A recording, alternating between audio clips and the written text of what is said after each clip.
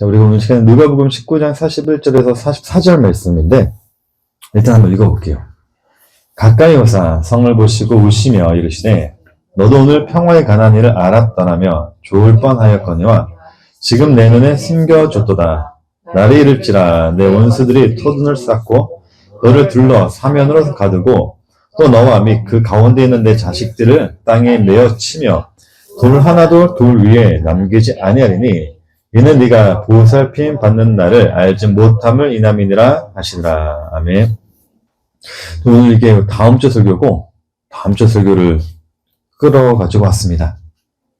왜 그러냐면 좀 죄에 대해서 설명을 드리려고 왔는데 오늘은 누가복음 97강이고 죄는 어디에 관한가라는 제목으로 우리가 말씀을 좀 나눠보려고 합니다. 제가 평일날에도 이 죄에 대해서 한번 질문을 드려봤는데 고민을 좀 한번 해보셨나요? 죄는 어디에 관한? 우리가 전 시간에 우리의 몸은 새롭게 창조된 몸이라고 했습니다. 그래서 우리의 이름은 하늘에 기록되었다고 했죠. 자, 그리고 우리의 열심도 그로 인해 가지고 하나님의 열심이 되었다고 이야기를 했어요. 죄가 없는 몸. 그래서 죄가 없는 몸. 그러니까 율법의 행위를 설명드리는 게 아니라 다시 율법으로 돌아가자. 하나님의 말씀을 지키자. 이것으로 돌아가는 게 아니라 일명 진리가 된 사람들은 그 하나님의 일하심의 그 열심이 이제 나의 열심이 되는 거죠. 율법의 행위는 나를 위한 행위였죠. 나를 위한 행위. 내가 구원받기 위해서 내놓았던 내 행위. 내가 이 세상에서 잘 살려고 또 문제를 해결하기 위해서 했던 그 행위는 율법적 행위, 죄가 틈타 그 행위는 나를 위한 행위였다면 이제 예수 그리스도로 우리가 새 사람을 창조해졌다면 이제 하나님의 열심은 나의 열심이 되었죠. 그걸 새 사람이라고 했어요. 죄가 없는 몸. 우리들은 우리 육체뿐만 아니라 우리의 생각, 가치관, 이성적 모든 것들은 이미 새롭게 창조되어서 죄라는 것이 거할 수가 없어요. 그런데 우리들은 자꾸 죄에 보통 사람들은 죄를 어떻게 설명하냐면 우리들이 입고 있는 육신으로 생각을 하죠. 육신. 내가 입고 있는 육. 그래서 우리들은 나로부터 나오는 그 육을 죽여야 된다라고 이해를 해요. 안 그렇나요? 근데 성경에서 우리 육까지도 뭐라고 얘기를 하냐면 깨끗해졌다라고 선포를 했다고요. 나의 육까지도 이 흙으로 가는 육까지도 깨끗해졌다라고 선포를 했어요. 근데 우리들은 자꾸 그 육을 죄로 생각을 해요. 죄로 여긴다는 걸 자꾸 아직도 불교에서 가르치는 그 진리로. 자, 바울이 고린도전서 15장 44절에서 49절에 이런 얘기를 해놔요. 육의 몸으로 신고 신령한 몸으로 다시 살아나니 육의 몸이 있은즉 또 영의 몸도 있다라고 하죠. 자, 그러면서 48절에서 49절 말씀 보게 되면 무릇 흙에 속한 자들은 더 흙에 속한 자와 같고 무릇 하늘에 속한 자들은 저 하늘에 속한 이와 같으니 우리가 흙에 속한 자의 형상을 입은 것 같이 또한 하늘에 속한 이의 형상을 입으리라 라는 이야기를 해놨습니다. 자, 성도님들께서 이 구절을 읽으면 어떻게 이 구절을 이야기되시죠? 우리가 흙에 속한 자의 형상을 입은 것 같이 또 하늘에 속한 이 형상도 입게 될 것이다. 어떻게 생각하게 되죠? 보통 그냥 편안하게 말씀하셔도 돼요. 뭐 틀렸다 맞다 그걸 논하자는 건 아니니까. 보통 나는 지금 흙에 속한 자의 형상도 입고 있고 앞으로 하늘에 속할 형상도 입을 것이다.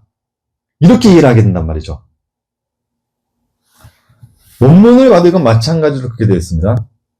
흙에 속한 자의 형상도 입고 해서 이 입고가 과거 능동이에요. 우리가 입고 있었다요. 우리가 입고 있었다.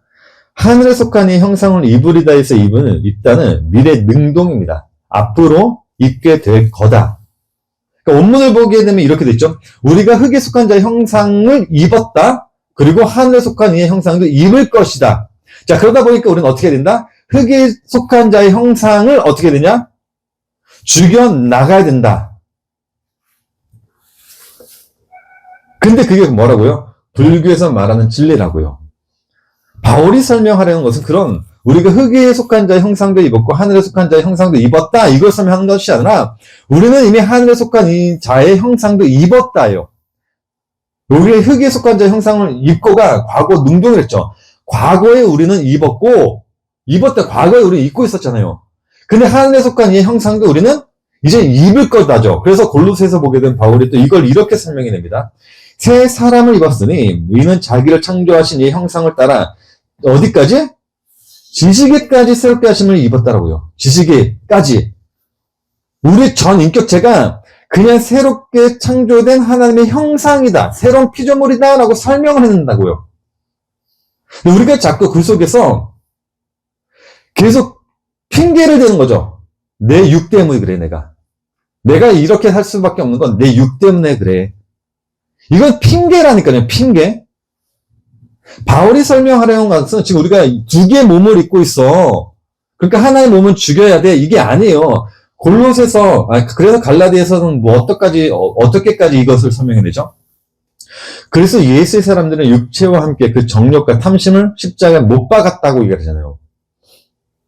다 못 박았다고요. 다 죽였다고요. 나의 육의 그 정욕까지도 다 죽였다고요. 죽이자가 아니라 이미 죽였다고요.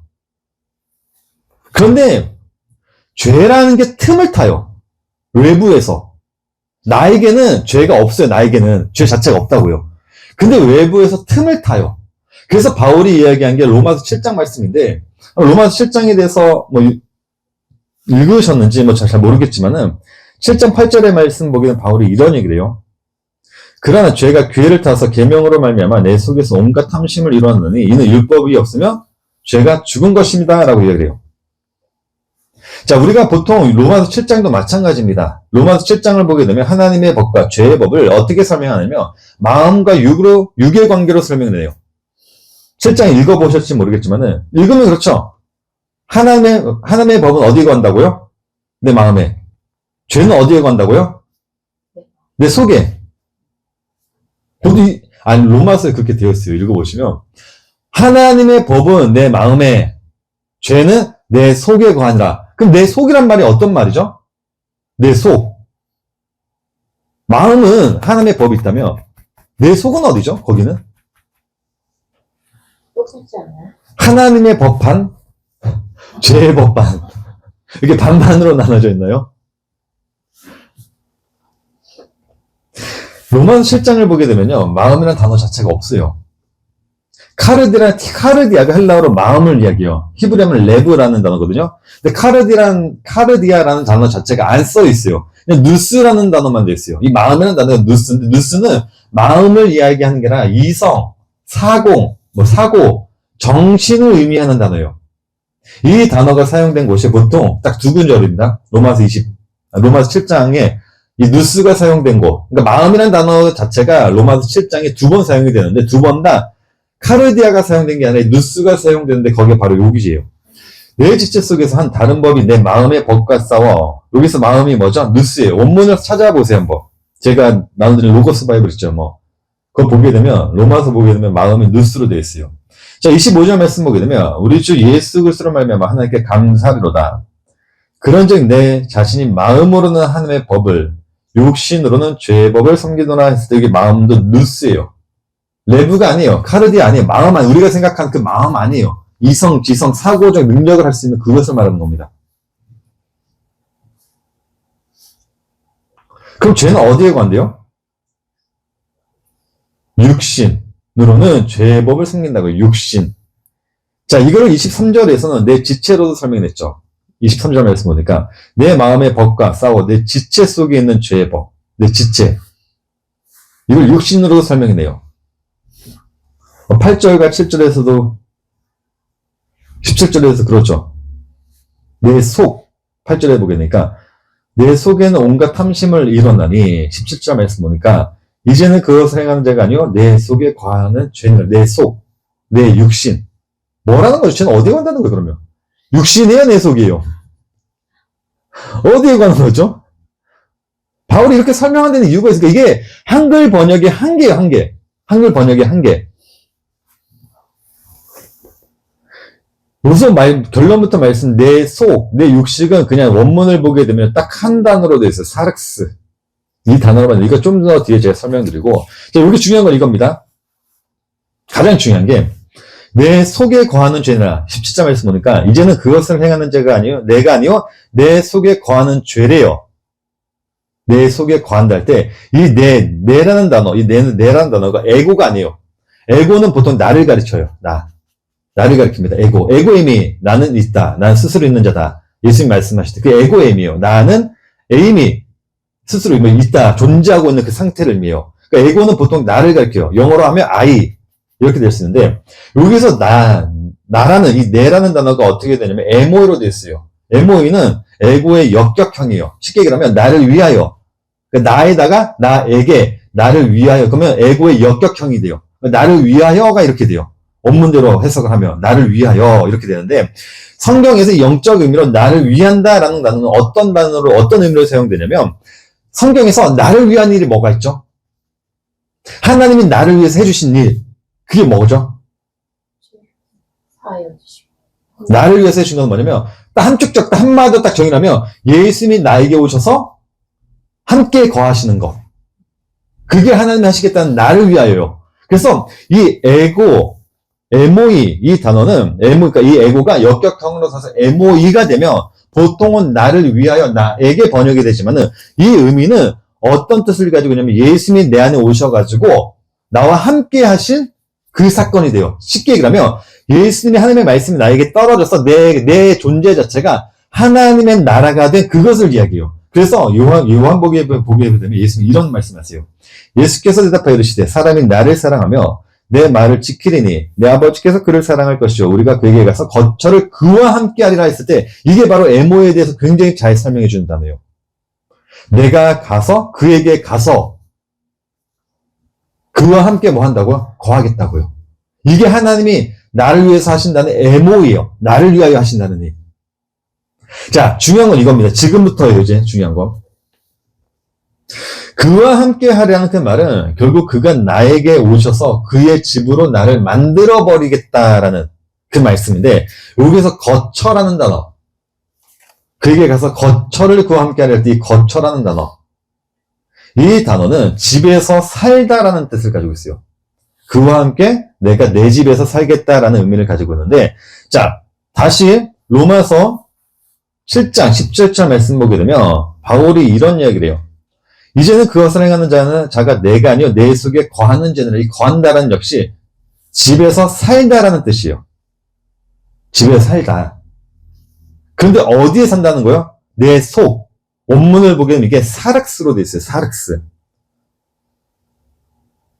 헬라어로 육체라는 단어, 몸이라는 단어에 대해서 잠시 설명드리면 두 가지 단어가 있습니다. 소마, 사륵스. 아마 한 번씩 들어보셨을 거예요. 소마 들어보셨나요? 소마. 사륵스. 자, 이 관계에 대해 설명드리면 둘 다 몸, 육체로 번역되는 단어인데 좀 쉽게 설명드릴게요. 이 관계를. 자동차가 있어요. 그러니까 큰 틀로 자동차. 겉모습, 이거 자동차네? 이건 소마라고 해요. 소마. 사륵스는 뭐냐면 그 자동차를 움직이는 핸들로 생각하시면 돼요. 그러니까 사륵스는 몸을 움직이는, 그러니까 방향을 잡을 수 있는. 만약에 그 핸들을 죄가 잡고 있으면 자동차는 어디로 가요? 죄의 길. 하나님의 말씀이 이 사륵스를, 핸들을 잡고 있어요. 그럼 몸은 어디로 가요? 생명으로 가겠죠. 이 관계를 설명하는 게 사륵스와 소마라는 단계예요. 소마는 그냥 죽음으로 가는 유. 그러니까 누가 운전하느냐에 따라서 이 몸은 그냥 껍데기예요, 껍데기. 죽음으로 가든 생명으로 가든 이런. 사륵스는 그 몸을 움직이는 하나의 핸들로 생각하시면 돼요. 근데 바울이 지금 설명하고 있어요. 내 속에 거하는 죄는 할 때 내 속이 사륵스예요, 사륵스. 지금 잘 이해를 해보세요. 자, 그런데 예수님이 이 사륵스를 어떻게 설명해 놨냐면, 예전에는 죄가 내 사륵스를 움직였어요. 죄가. 그래서 성도의 뜻은 누구의 뜻이었죠? 죄의 뜻, 나를 위해서 했으니까.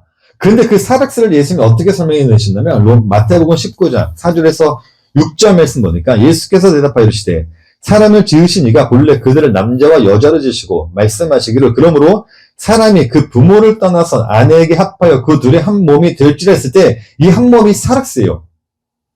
하신 것을 잃지 못하였느냐? 그런지 이제 둘이 아니요 한 몸이니, 몸이 소마가 아닙니다. 사락스예요, 사락스.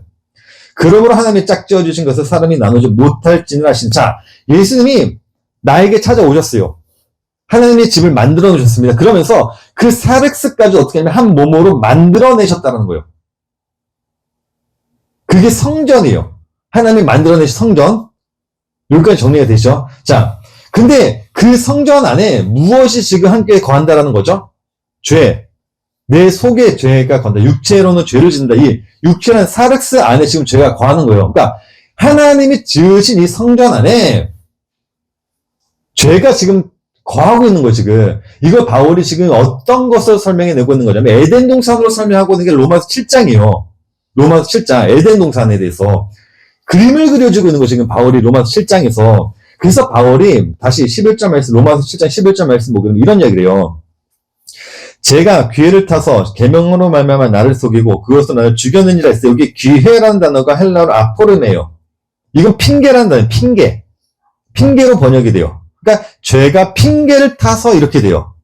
자, 그러면서 그 기회, 핑계를 어떤 단어로 설명했느냐면, 여기 보게 되면 나를 속이고라고 엑사파타오예요. 엑사파타오는 어떤 단어냐면, 에덴 동산에서 뱀이 나타났어요. 그리고 아담을 유혹했을 때, 그 속이는, 미혹하다라고 했을 때 이게 엑사파타오예요. 그래서 바울이 이것을 그대로 고린도 후서에서 이 단어, 이 장면을 그대로 가지고 와가지고, 고린도 후서 11장 3절에서 이렇게 설명을 해요. 뱀이 그 관계로 하와를 미혹한 것 같이 너희 마음이 그리스도를 향하는 진실함과 깨끗함에서 떠나 부패할까 하노라 했어요. 여기서 미혹이 바로 엑사파타오죠. 바울이 로마서에 설명했던 나를 속였다고 했을 때 그 엑사파타오. 여기까지 정리되시죠? 자, 그런데 그걸 어떻게 하냐면 여기서 죄가 기회를 타서라고 했을 때 이 타서라는 단어가 헬라어로 람바노예요. 람바노는 취하다는 뜻을 가지고 있는데 보통 하나님의 말씀을 내 말로 취하다라고 했을 때 이 타다란 거예요. 람바노라는 단어를 써요. 자, 그러니까 바울이 지금 로마서 7장에서 설명하려고 하는 이 그림은 어떤 거냐면 내 마음에는 하나님의 법이 있고 또 다른 마음에는 죄라는 것이 있다. 이게 육이다. 육의 마음이다. 그러니까 하나님의 마음 따로 내 마음 따로 이것이 아니라 나는 지금 예수 그리스도로 인해 가지고 하나님의 집에 살고 있는데 그 집에 뭐 또 있더라? 죄라는 것이 있어가지고 나로 하여금 자꾸 죄를 지게 유혹을 하다라는 의미로 사용한 거예요. 지금 여기까지 정리되죠? 이거 단지 나의 육에 대해서 설명하는 게 아니라 나는 지금 하나님 나라 속에서 살고 있어요. 근데 죄라는 게 지금 들어왔어요. 이유가 있겠죠. 그냥 나는 거 하나님의 이유가 있어서. 그리고 자꾸 죄로 하여금 나를 하나님의 말씀을 내 말로 바꾸게 자꾸 똑같이 아담의 그 사건과 똑같이 내가 지금 그것을 유혹을 받고 있더라 라는 그 의미로 생각한 거예요. 자, 참고로 죄라는 게 뭐죠? 결국에는 사망으로 이끄는 거죠. 죄라는 것 자체가. 그래서 바울이 로마서 12장에서 이런 얘기를 하잖아요. 그러면 한 사람으로 말미암아 죄가 세상에 들어오고 죄로 말미암아 사망이 들어왔다라고 해요. 그래서 모든 사람이 죄를 지었으므로 사망이 모든 사람에게 이끌었다라고 얘기를 해요. 그러니까 죄는 사망으로 가는 겁니다. 무엇을 붙잡게 만들어서? 무엇을 붙잡게 만들죠? 죄가 율법을 붙잡게 하는 것으로. 그쵸? 로마서 5장 12절 말씀 보니까 여기 있나요? 여기 없네요. 제가 이거 말씀을 적어놨는데 여기 있네요. 고린도전서 15장 55절에서 56절 말씀 보니까 사망아 너의 승리가 어디 있느냐? 사망아 네가 쏘는 것이 어디 있느냐? 사망이 쏘는 것은 죄요? 죄의 권능은 율법이다라고 해요. 자, 그래서 많은 사람들이 죄의 소가 율법을 붙잡고 사망으로 가는 거죠. 그래서 나의 열심을, 자기의 행위를 열심히 붙잡고 있으며 마치 어떻게 생각하죠? 나는 구원을 받은 것처럼 느끼죠. 내가 열심히 주일 예배 드리고 매일매일 말씀 읽고 기도하고 찬양 듣고 하면 나는 마치 어떻게 된 사람처럼 느끼죠? 하나님의 백성이 된 것처럼 나는 구원을 받은 것처럼 느낀다고요. 그게 뭐라고요? 죄가 붙잡게 하는 율법. 그게 사망으로 가는 길이라고요. 그거를 비오스라고 해요. 가짜 생명. 비오스. 이건 예전에도 제가 설명드렸지만 조금 뒤에 다시 설명드릴게요. 자, 중요한 건 죄라는 건 그렇게 완성된 자를 다시 사망으로 이끄는 게 죄라는 겁니다. 율법을 붙잡아서. 자, 그렇다면 우리들은 어떻게 해야 되죠? 열심히 그 죄 넘어지지 않으려면 베드로가 어떤 얘기를 하냐면 근신하라 깨어라 너희 대적 마귀가 우는 사자와 같이 두루다니며 삼킬 자를 찾는데요. 그렇게 나는 이미 깨끗해졌다고요. 죄가 나를 자꾸 유혹을 해요. 자, 그럼 나는 어떻게 해야 되죠? 사망을 안 가기 위해서는 말씀을 붙잡으면 내 행위가 될 것 같고, 그죠? 말씀을 붙잡고 내 행위가 될 것 같고 어떻게 되죠? 그 여기서 많은 기독교인들이 지금 걸려 넘어져요. 뭐가 뭔지 율법을 그러니까 내 행위를 다시 붙잡다니 다시 내가 율법의 행위 붙잡고 내가 내 행위로 구원받는 것 같고 율법을 안 붙잡자니 어떻게 구원을 받는지 모르겠고 애매하다고 지금 그 행위조차가 뭔지도 모른다고요. 율법을 붙잡다 그러면 우리는 딱 생각하는 고정관념 뭐죠? 교회 열심히 다니고 말씀 읽고 기도하고 그 외에 뭐가 있죠? 그 외에 내가 할 수 있는 종교생활 밖에는 벗어날 수가 없어 인간은. 그래서 성경에서 뭐라고 했죠? 아버지 뜻은 뭐다? 아들을 보고 믿는 거. 자, 죄가 그렇게 유혹을 하니까 나는 어떻게 해야 돼요? 예수님을 믿으려고 해야 되는 거죠. 예수님 믿어야죠, 예수님을. 안 믿으면 안 되죠. 교회를 다니는 이유가 예수님을 믿기 위해서 믿으니까 교회를 다니는 겁니까? 가치관 잘 생각하세요. 교회를 예배를 드리고 말씀을 드리고 기도를 하고 막 찬양하는 이 모든 것들이 왜 하는 거죠? 예수님을 믿으려고 일단 하는 거잖아요. 일단은 예수님 믿으려고 뭐가 됐든지 간에 아무튼 이게 아버지 뜻이니까 그쵸? 그래서 우리는 예수님을 믿으려고 뭔가를 해요. 하는데 그거조차도 우리는 어떻게 하죠? 내 열심으로 갖게 되면 또 죄에게 속는 거예요. 그게 죄에 속는 거라고요. 그게 그래서 바울이 11절에서 자 11절 말씀 보게 되면 여기 없는지 모르겠지만 아무튼 보게 되면요. 바울이 11절에서 이렇게 해요. 한글 번역에서는 그것으로 나를 죽였는지라고 해요. 그것으로 나를 죽였는지라. 한번 찾아볼게요. 여기 있네요. 죄가 괴를 타서 계명으로 말미암아 나를 속이고 그것으로 나를 죽였는지라고요. 마치 이 문맥을 우리가 한글로 보게 되면 한글 오역의 큰 오점 중에 하나가 뭐냐면 그것이 나를 죽였다고요. 근데 원문을 보게 되면 여기요. 나를 죽였는지라 했을 때 여기 나라는 단어 자체가 없어요. 원문을 보게 되면 그가 또는 그 자신이 죽였다고 되어 있어요. 그가 죽였다는 거예요. 그가 무엇을 죽였다는 거죠? 죄를 죽였다고요. 예수님에 대해 설명하는 거예요. 이 말은 내가 죽은 것에 대해 설명하는 게 아니라 예수님이 그 죄를 나를 속였던 그 죄를 죽인 것에 대해 설명해요. 그래서 바울이 그 뒤에서 어떤 이야기를 했느냐면 이로 보건대 율법은 거룩하고 왜? 예수님이 죄를 죽였기 때문에요. 계명도 거룩하고 의로며 선한도다. 그런즉 선한 것이 내게 사망이 되었느냐? 그럴 수 없느니라. 오직 죄가 죄로 드러나기 위하여 선한 그것으로 말미암아 나를 죽게 만들었으니 이는 계명으로 말미암아 죄로 심히 죄되게 하렴이라라는 이 이야기를 해요. 자, 그러니까 이런 겁니다. 지금 바울이 지금 설명하려고 하는 것은 어떤 거냐면 그러니까 자기는 지금 에덴 동산 안에 서 있어요. 에덴 동산 안에. 근데 무엇이 지금 함께 있어요? 뱀이 들어왔어요. 뱀이. 그리고 자기를 자꾸 속여요. 그럼 어떻게 하죠? 자기는 속았죠. 속아가지고 어떻게 했죠? 죽었잖아요. 근데 그 죽은 나를 누가 살려냈던 거예요, 지금? 예수님이 살려낸 거예요. 그럼 그러시죠? 자, 그렇다면 나는 이 평생, 이 삶에서 무엇을 바라보는 거냐면, 죄에 속아 죽은 나를 바라보면서 그 속에 또 누구를 바라보는 거죠? 예수님을 바라보는 거죠, 우리는.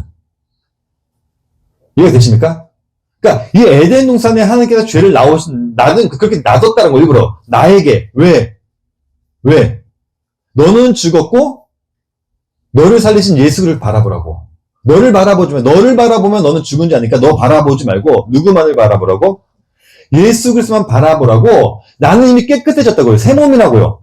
그렇지만 죄를 놔둔 이유는 그 목적으로 놔뒀다는 거예요. 나를 바라보지 말고 예수 그리스도만 바라보라고. 그래서 바울이 고린도전서에서 이 죄를 쏘는 것을 어떤 단어로 설명해내면 켄트론이라는 단어로 설명해요. 이건 하나님의 죄라는 것으로 가르쳐 주려고 하는 것, 지팡이와 같은 거란 말이에요. 뭔가를 교육할 때 사용하는 단어, 이 켄트론이라는 단어예요. 지팡이. 사망아, 너의 승리가 어디 있느냐? 사망아, 네가 쏘는 것이 어디 있느냐? 사망이 쏘는 것은 뭐요? 죄의 권능. 이게 뭐라고? 사망으로 가르치는 게 뭐라고요? 죄라고요. 그러니까 하나님, 지금 바울이 로마서 7장에서 설명하려고 하는 죄는 하나님께서는 진리가 된 나에게 죄라는 것을 통해 나로 하여금 나를 바라보지 않고 예수 그리스도만 바라보게 하기 위해서 그 죄를 놔두셨다는 거예요. 그래서 바울이 24절에서 이렇게 얘기를 하죠. 오라, 나는 공고한 사람이로다. 이 사망의 몸에서 누가 나를 건져내 줄 때, 여기서 이 사망의 몸이랄 때 이게 바로 소마예요, 소마. 아까 이야기했던 사륵스가 아니고 소마. 이거 그냥 죽음으로 가는 거. 복음 앞에서 나는 뭐라고요?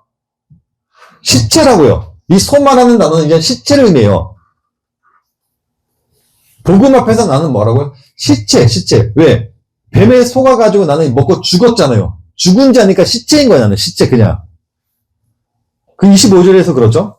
우리 주 예수 그리스도로 말미암아 하나님께 감사하리로다. 그런즉 내 자신 마음으로는 하나님의 법을, 육신으로는 죄의 법을 섬기노라. 이 말이 하나님의 집에서 나는 하나님의 법으로 살지만 그 안에서 나는 뭐라고? 계속 죄로부터 유혹을 받고 있더라.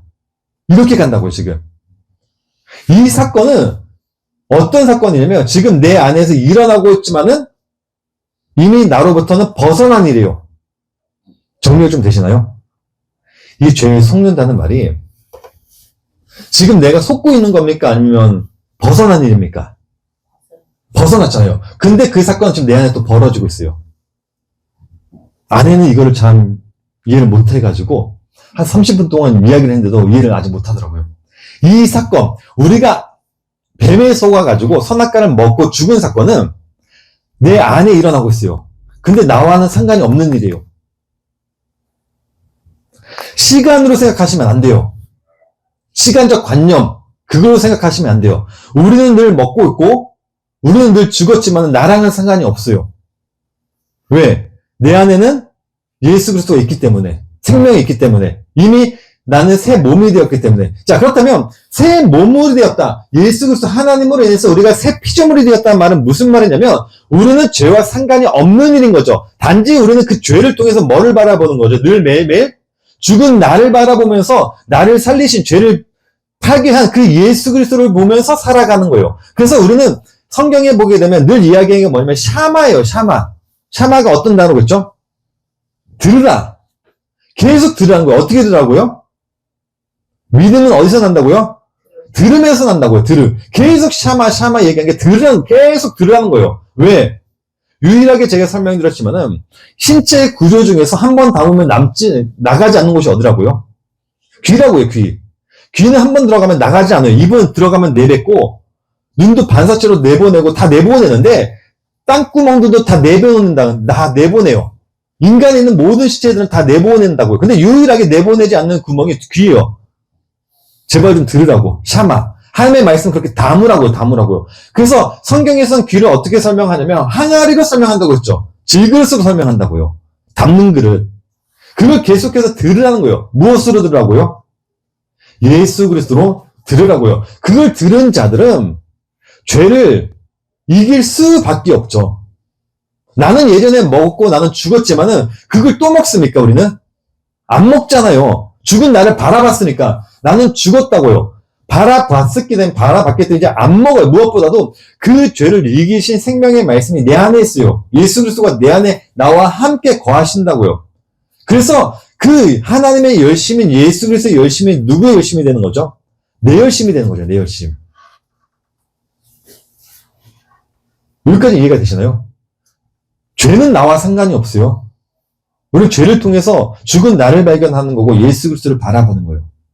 자, 그러다 보니까 그 진리를 안 사람, 진리가 된 사람은 이제부터 나타나는 게 뭐냐면 여기까지가 중요하죠. 거기까지만 딱 보게 되면 우리는 또 가만히 앉아가지고 또 그것조차도 내 유익으로 먹어버리니까 성경에서는 그 뒤에 바울은 또 어떤 걸 설명해 놓냐면 똑같이 이 비우스를 붙잡지 않게 되는 것으로 설명을 해요. 자, 비우스라는 단어가 어떤 단어로겠죠? 비오스. 예전에 우리가 봤습니다. 몇 주 전에. 성경에서는 재물, 생활비, 뭐 이렇게 번역되는 단어라고 설명을 드렸습니다. 마가복음 말씀 보니까. 한 가난한 과부가 과부는 와서 드렛돈 곧 한 고두란 틀을 넣는지라. 예수께서 제자들을 불러다가 이르시되 내가 진실로 너에게 이르노니 이 가난한 과부는 헌금함에 넣는 모든 사람보다 많이 넣었도다. 그들은 다 풍족한 중에서 넣었거니와 이 과부는 그 가난한 중에서 자기의 모든 소유 곧 생활비 전부를 넣느라 하실 때, 여기 생활비란 단어가 비오스예요. 이 비오스는 생활비, 재물로 번역되지만 생명으로도 번역되는 단어가 있습니다. 이 단어에서 나온 단어가 어떤 단어가 있죠? 바이오. 기억나시죠? 이걸 가리켜 가짜 생명이라고 해요. 이해가 되시나요? 그 복음을 안 사람들은 그래서 이 비오스를 붙잡고 있었던 게 뭐냐면 사락스였었어요. 사락스. 바울이 로마서에서 계속 얘기했던, 우리가 육신에 있을 때에는 내 속 곧 내 육신에 선한 것이 할 때 다 사락스죠. 그런즉 내 자신 마음으로 하나님의 법을 육신으로 되게 사락스요. 그 사락스가 이 비오스를 붙잡고 있었지만은 예수님이 이 사락스를 어떻게 했다고요? 자기 몸과 한 몸으로 만들어줬다고요. 자, 그러다 보니까 이제는 하나님의 말씀을 안 사람들은 그다음부터 어떻게 살게 되냐면 이 비오스, 이 가짜 생명, 여러분들의 생각, 이 세상에서 살아갈 때 굉장히 나를 힘들게 하는 돈, 그쵸?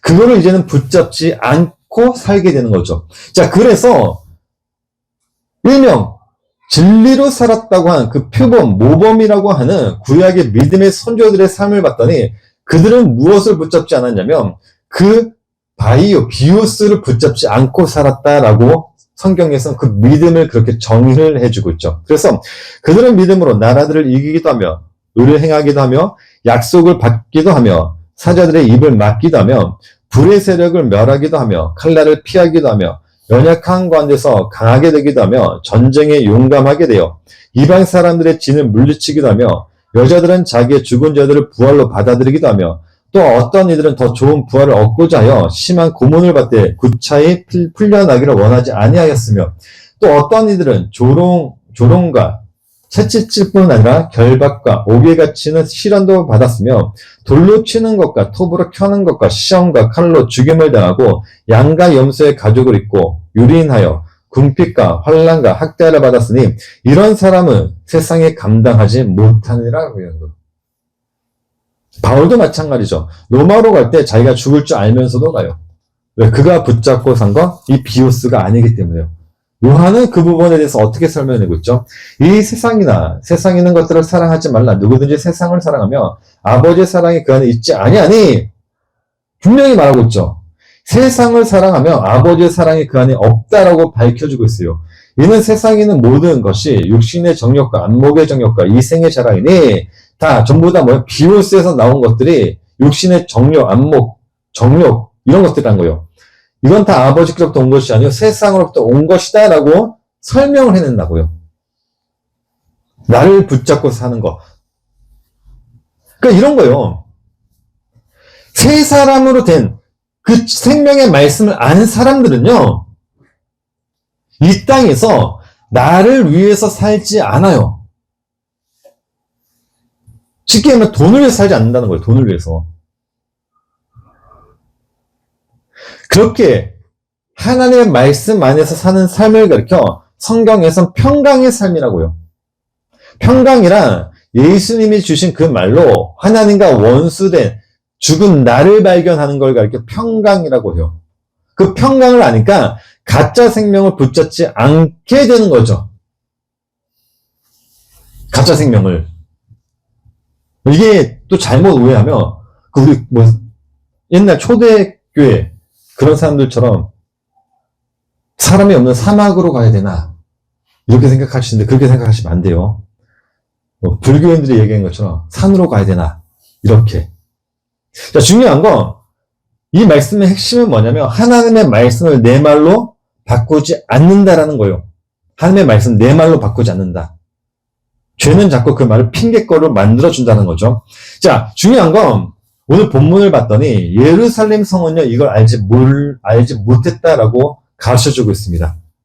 자, 오늘 본문 42절 말씀을 보게 되면 이걸 몰랐다가 아니라 더 정확히 얘기하면 하나님이 숨겼다라고 하죠. 이걸 숨겼다고 이야기해요. 42절 말씀 보니까 이르시되 너도 오늘 평화에 관한 일을 알았더라면 좋을 뻔하였거니와. 평화가 뭐라고요? 그 말씀 안에서 죽은 나를 발견하는 거라고요.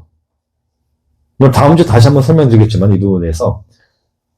자, 아무튼 지금 내 눈에는 이게 숨겨졌대요. 여기 눈이라는 단어가 헬라로 오프달머스라고 하는데 이걸 히브리어로 바뀌면 아인이라고 해요. 아인은 눈이라는 뜻도 있지만은 히브리 사전을 찾아보시면 아시겠지만 생물이라는 뜻도 함께 가지고 있어요. 그래서 성경에서 눈을 가리켜 샘이라고 해요. 샘물 하면 떠오르는 게 뭐죠?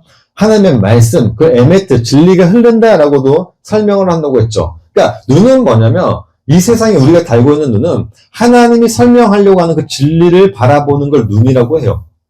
모든 관계를, 아버지와 아들 관계, 이 세상의 모든 관계, 하늘, 이 모든 것들을 진리를 설명하는 것을 눈으로 담는 걸 가르쳐 아인이라고 한단 말이에요. 근데 예루살렘에게는 지금 그게 하나님의 말씀이 없다라고 설명을 해주고 있어요.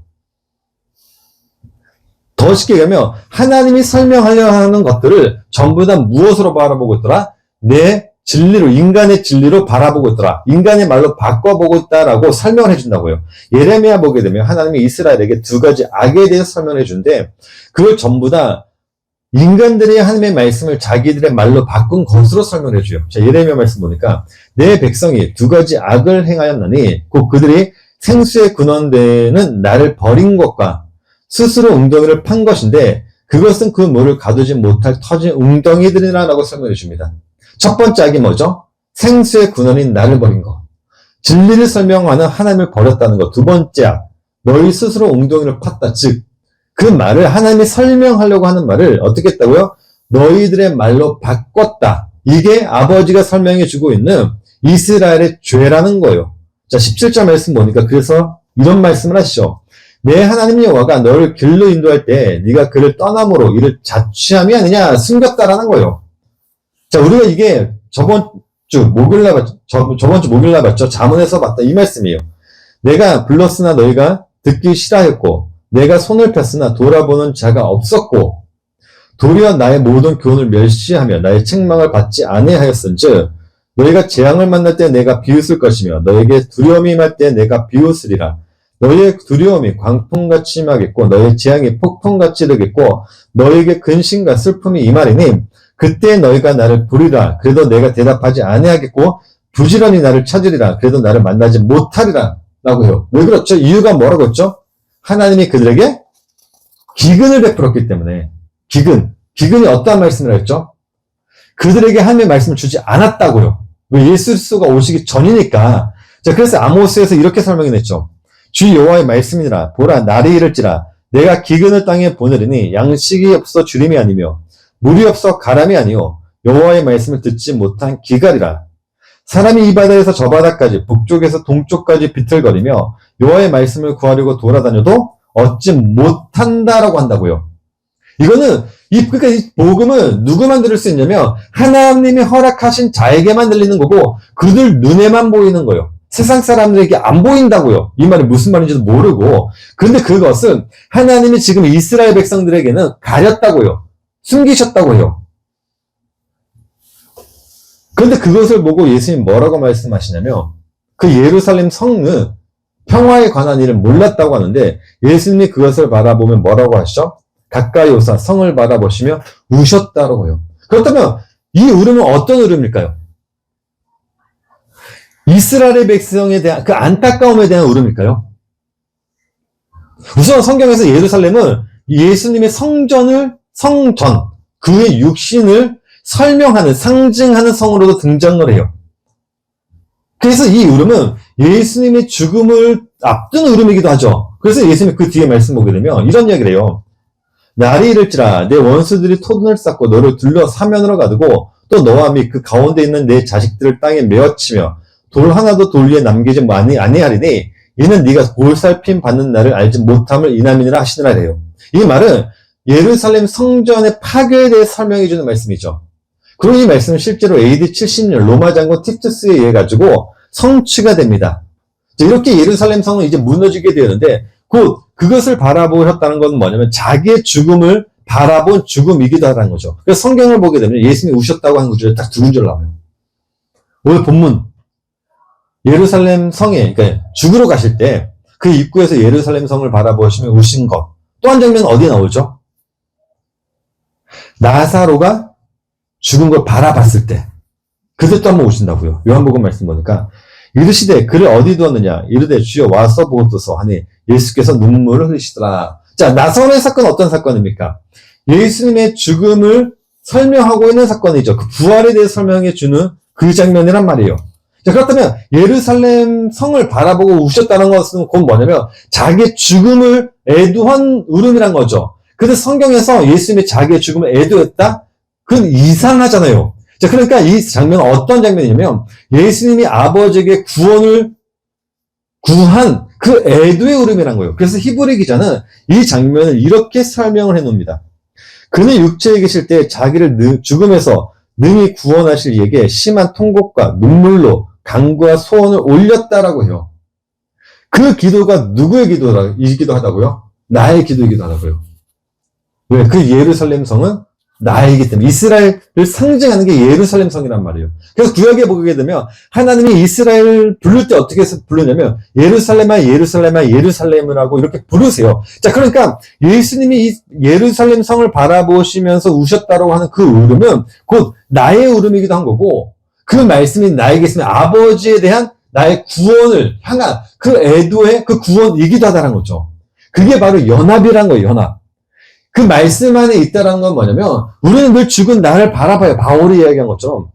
나는 그 에덴 동산에서 아담과 똑같이 선악과 나무를 먹고 죽었다고요. 그러니까 우리는 그 속에서 늘 무엇을 구하는 거죠? 예수 그리스도를 바라보면서 그 구원을 구하고 있는 그 장면을 설명하는 게 오늘 본문의 말씀이에요. 이걸 안 사람들은 절대로 그 사락스를 위해 살지 않죠. 그래서 성경에 보게 되면 바로 야고보서가 이런 이야기를 해요. 욕심에 잉태한 즉 죄를 하고 할 때 욕심이라는 단어가 성경에서 여성 단수로만 사용이 돼요. 이 욕심이라는 단어. 성경에서 여성 단수는 다 나를 가리켜요. 욕심이 누구라고요? 나라고요. 내 존재 자체가 욕심 덩어리라고요. 그 죽은 나를 바라보게 하는 게 하나님의 말씀인 거예요. 그리고 그 말씀을 바라봤기 때문에 아버지에게 그 구원을 강구하는 자가 바로 나라고요. 잠시 기도하도록 하겠습니다. 하나님,